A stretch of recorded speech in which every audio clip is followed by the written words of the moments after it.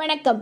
அம்மையுடன் இருக்கும் இந்த வேலவர் கோவில் பூம்பாறை அப்படிங்கிற இடத்துல இருக்கக்கூடிய அப்பன் குழந்தை வேலப்பருடையது. அதாவது போகர் சித்தரால 3 முருக சிலை உருவாக்கப்பட்டுச்சான்.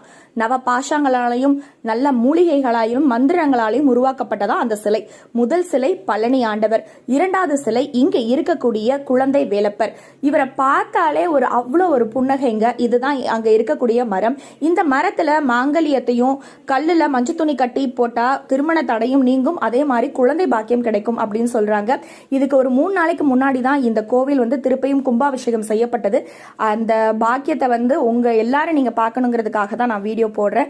கண்ணார கண்டு மகிழுங்க. குழந்தை வேலப்பருடைய அருள் எல்லாருக்கும் நிச்சயமாக கிடைக்கும். பழனியில இருக்கக்கூடிய அதே சிலை தான் இங்கேயும் இருக்கு. முருகப்பெருமானின் தீவிர பக்தனான அருணகிரிநாதருக்கும் காட்சி கொடுத்தது இந்த தலம். பஞ்சபாண்டவர்களுடைய காட்சி கொடுத்ததும் இந்த தலம் தான். கட்டாயம் சென்று வருவோம்.